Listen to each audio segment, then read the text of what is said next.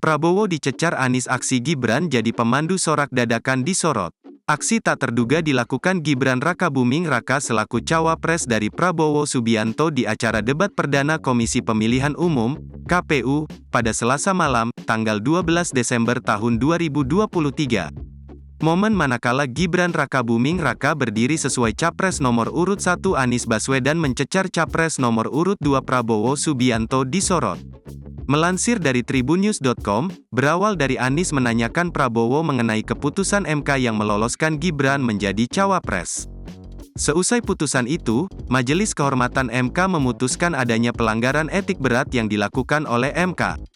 Saat itu, Anies pun bertanya bagaimana perasaan Prabowo seusai mendengar MK mengeluarkan putusan pelanggaran etik yang dilakukan oleh MK. Prabowo pun memberikan jawaban bahwasanya para pakar hukum yang berada di sekitarnya telah menyatakan bahwasanya tidak ada masalah dalam putusan tersebut.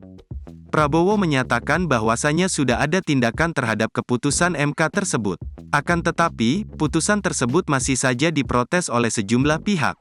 Lebih lanjut, Prabowo menambahkan pihaknya meminta masyarakat memutuskan dan menilai terkait keputusan MK tersebut.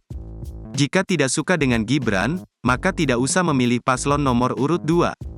Selanjutnya, Prabowo menyentil Anies Baswedan bahwasanya dirinya tidak masalah tidak punya jabatan politik.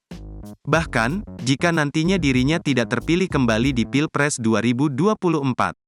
Mendengar hal itu, Gibran yang berada di belakang Prabowo pun langsung berdiri. Dia pun mengangkat tangan menandakan memantik para pendukung yang hadir di lokasi untuk memberikan tepuk tangan. Sekarang begini, intinya rakyat yang putuskan, rakyat yang menilai. Kalau rakyat tidak suka Prabowo dan Gibran, nggak usah pilih kami, saudara-saudara sekalian. Dan saya tidak takut tidak punya jabatan, Mas Anies. Sorry ya. Sorry ya.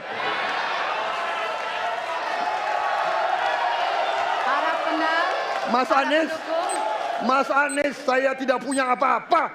Saya sudah siap mati untuk negara ini. Download Tribun X sekarang. Menghadirkan lokal menjadi Indonesia.